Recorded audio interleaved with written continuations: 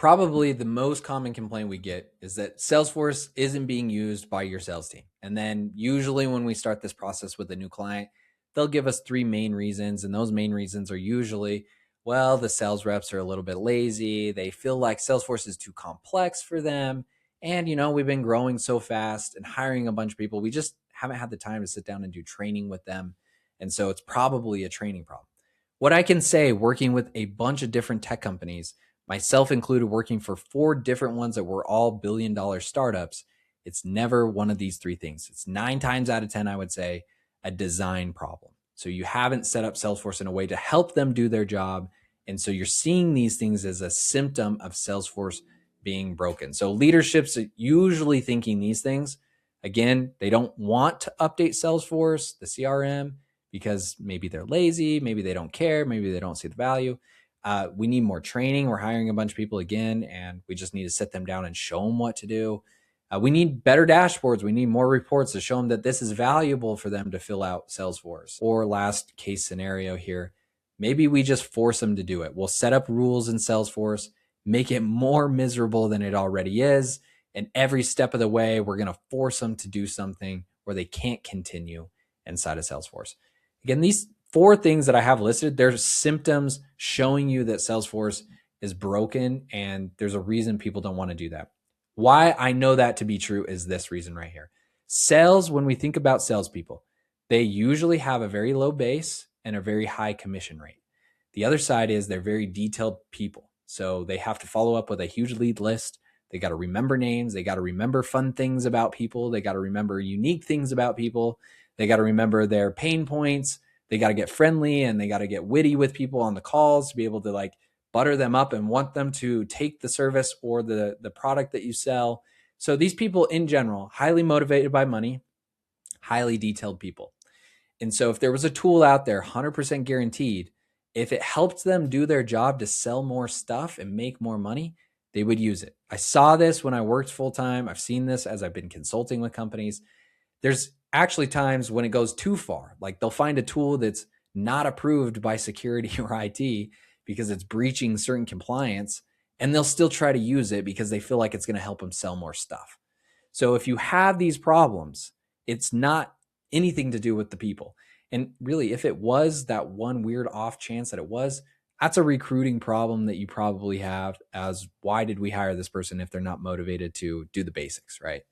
So usually 9 times out of 10, like I'm saying, this is never the issue. This is going to be a symptom saying that, hey, something's broken, because if it wasn't, I would use that tool to help me do my job. And even if we did fix these things, that's not going to help them want to use Salesforce. The idea here is that they feel like it's a useful tool. They want to use Salesforce. You don't have to force them to do it. Okay. So the sales rep is thinking something different than you. Sales reps is thinking something like, hey, when I get into Salesforce, I got to click around on all these things. There's 20 million different fields I got to fill out. And then after I sell the deal, after I do my part of the job, my job was to get someone from interested to selling this product or service, and I did it. They signed the contract. They gave us the money. It's done. Now you're asking me to fill out all this information inside of Salesforce after the deal is done, meaning, why do I even care about that? Like, my job was to get them to buy your product or service, which they did. So that's like an admin or finance or marketing, like someone else's problem. That's not my problem. So they're starting to feel that way, and no immediate payoff. There's no reward for this. So even if I do all these things that you ask me to do, does that help me sell more stuff? And if the answer is no, then why am I even doing it? My job is to sell stuff. Now, ruthlessly, what I see in the tech community, most of the time you guys have a pretty cutthroat situation with your sales reps. Like, you'll cut them if they don't hit quota 2-3 times in a row. Like, it's a lot of turnaround that I usually see. And so again, you got to think of the sales rep. They're thinking about, I want to make money. I make money only by selling stuff because I don't really have a base salary. And if I don't sell stuff, I'm also going to lose my job. And a lot of these people, right, families and people to support. So they're definitely not thinking of ways to not do stuff that's going to help them with that. Like, it's a high pressure, high stress job for them. So if they don't feel like this tool is going to help them do that, why would I even waste my time on it? I just want to sell stuff so that I can hit my quota, keep my job, make the money that I need for me or my family. So if they don't see that, they're going to delay it or skip it altogether. It's going to come down to, like I said, low value work, duplicate work, work that doesn't help them close deals. If they feel like what I said, it feels admin type work to them, they're going to not do it. And the adoption in Salesforce is going to be really low because they just don't feel like Salesforce is helping them do that. Okay. So all in all, why doesn't this get used? Why are you in this situation right now? It doesn't get used because we built it out for Salesforce to be more of a leadership perspective, not really for the sales team.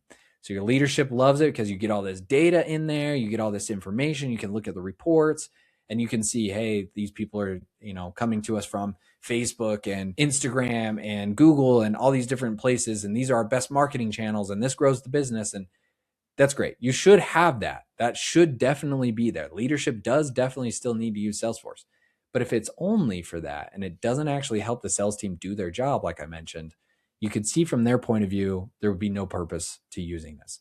So it's designed to collect data. It's not designed to help the rep close more deals. And that gap you have in between these two items here is what kills the user adoption. So 3 specific design failures that I see. Number 1, reps are being asked to log things after the value moment. What I mean by that, let's say you have a deal that they close, they get someone to sign the contract. At that point in time, if that is now done in their eyes, they did their job, they got someone that was from interested to closed, and now you say, hey, fill out all this personal information about the person. Fill out all this company information. Fill out all this financial information. And there's probably a reason you need it. You probably need it to be able to bill them and keep up with them and have the customer support team be able to reach out to them and follow up. And there's obviously a reason. We know there's a reason from leadership.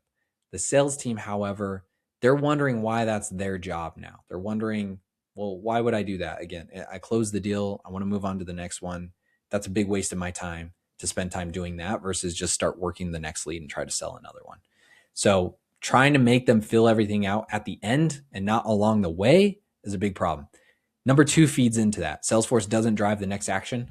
What I mean by that is how you should set this up instead for the sales team is, let's say step 1, when we start contacting the person and they agree to a discovery call with us. Step 1, let's get their personal information filled out in Salesforce, as well as the company information. Why do we want to do that? Number 1, as a business, we have our reasons, right? We need all this stuff to be able to bill them, blah, blah, blah. You as the sales guy, though, why do you need it? Well, when you get on that discovery call here next week, you're going to want to know a little bit about their company. You're going to want to know a little bit about who that person is. So when you get on that call, you can talk about those things and see if our product or service is a good fit for them or their business. So it's going to help you get closer to selling that deal. So you want to set it up in like a stage-like manner so that they can fill this information out as they go. But the way that they see it is that this is going to help me do the next part of my job. After I fill that out, I have my discovery call, I learn some more information. Okay, cool. What is the information we need you to now get to be able to extend the contract? And then you'll have them fill out like financial information. Again, that's going to be helpful because then when you get on the call to talk about the contract, they're probably going to try to negotiate terms and value with you. So knowing that financial information and what our finance team said was okay and not okay, and that being filled out in Salesforce puts you in a better position to be able to sell that deal now. So that's the way they want it to feel. Like if I fill this information out, if I do the things that the company asked me to do in Salesforce, it actually helps me sell more stuff. So number 2 is helping them drive to the next action, which all should be leading them to be able to sell more stuff. Number 3 is basic stuff that usually just isn't dialed in yet.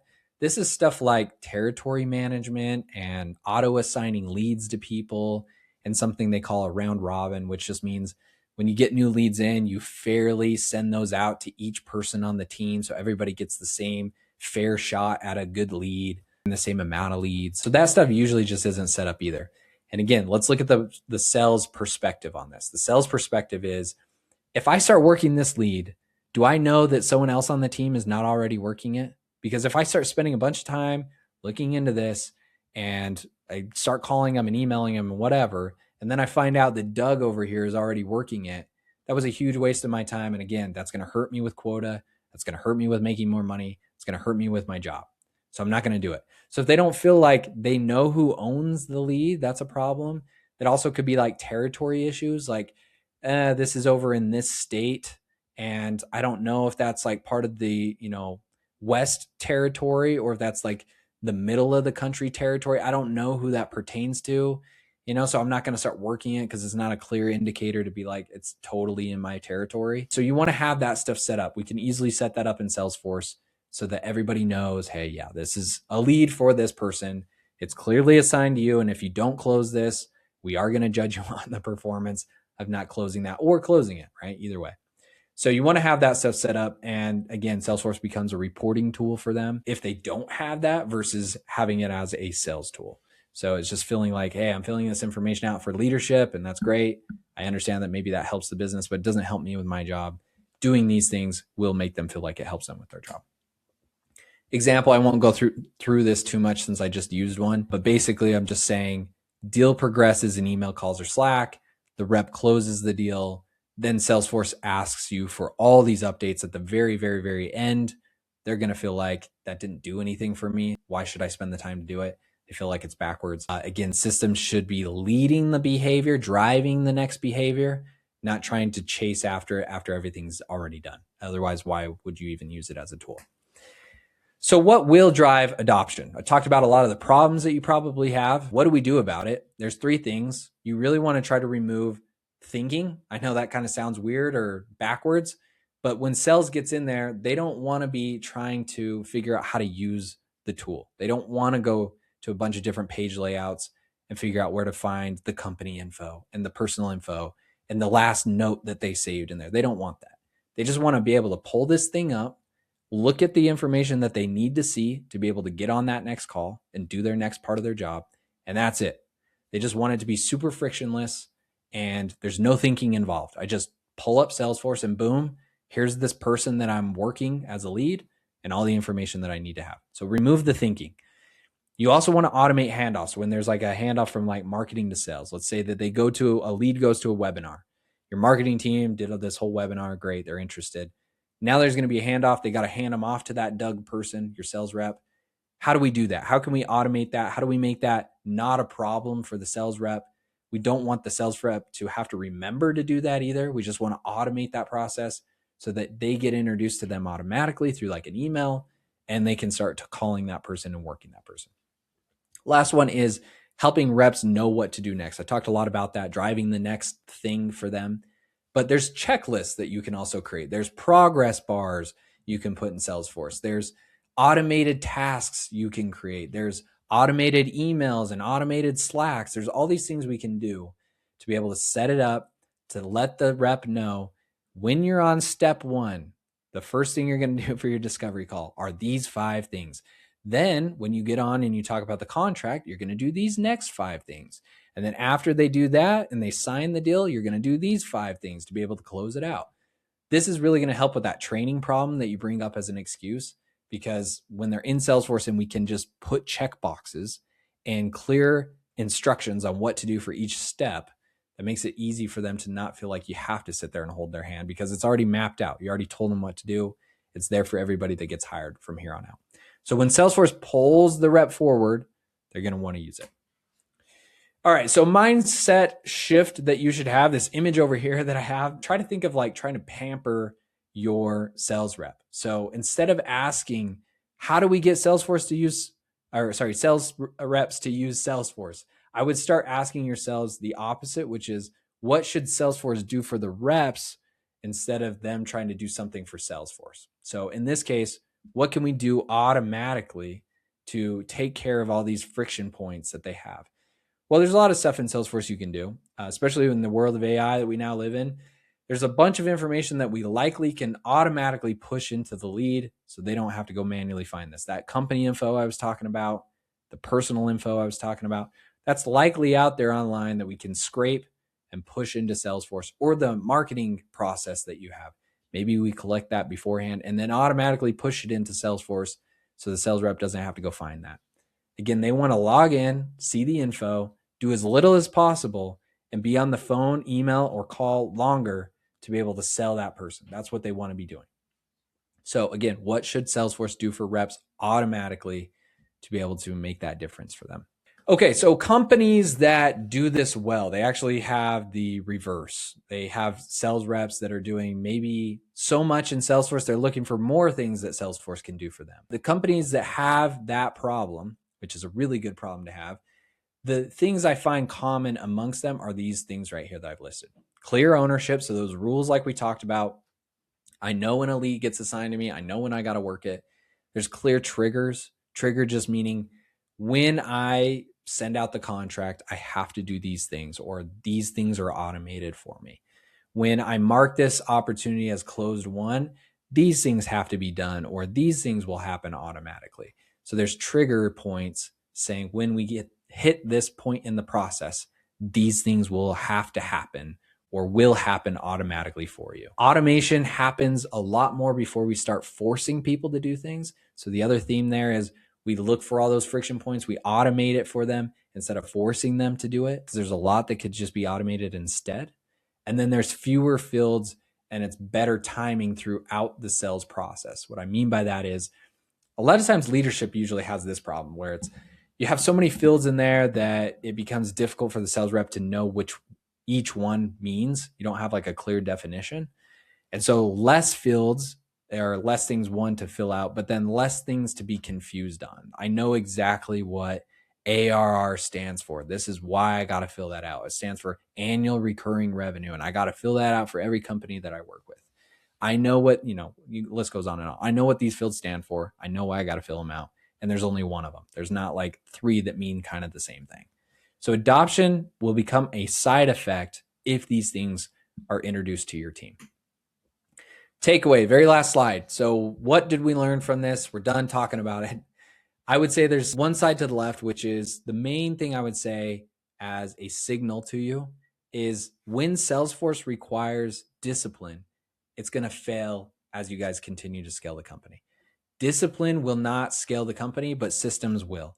What I mean by that is if we have to have a person in place to remember to take the lead from the email inbox that it comes into and then copy paste that information as a lead into Salesforce, that's going to be really hard to scale because you need a guy to do that. They have to never be on PTO. They have to never get sick. They have to remember to do it. And even when they do all that, they can't just do it 24/7 like a system can.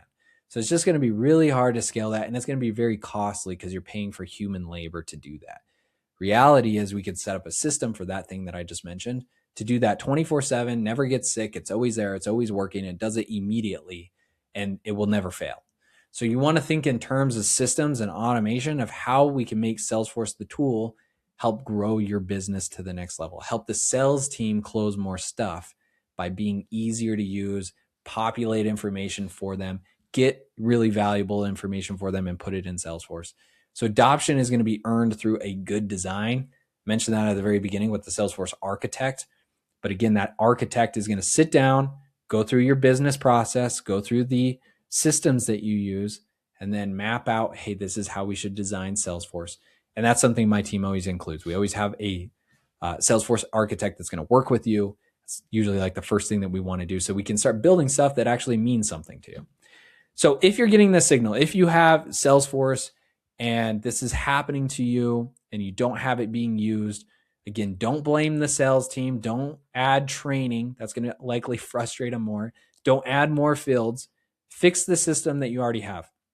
That's really where the leverage is between companies that have scaled past $100 million in ARR and those that are stuck below or at 3 million ARR. The difference here is that they got rid of a lot of manual processes, automated a lot more, and made the tool work for the business versus feeling like it's just like something we got to do. So if that seems interesting to you, you haven't set that up, maybe you tried a little bit, you hired some freelancers, you did a little bit by yourself, maybe you even hired a few admins, and it just hasn't worked the way you want, there is a link in the description below. You can click that. We work specifically with tech companies, at least at $3 million in revenue. And if you're at that point and you want the help, we can see if we're a good fit. So obviously see if you guys like us, if we feel like we can help you. And if that is a good match, we can come in, we'll have the architect talk with you, start designing this process for a better sales process for you and anything else inside your business, and get started right away to be able to make this tool work for you, grow your business to the next level like you probably want to. Especially this video is good timing, beginning of a new year, 2026. likely have some good goals for your business to hit those revenue goals. So if that is you, again, hit the link in the description. Look forward to talking with you guys soon. Thanks.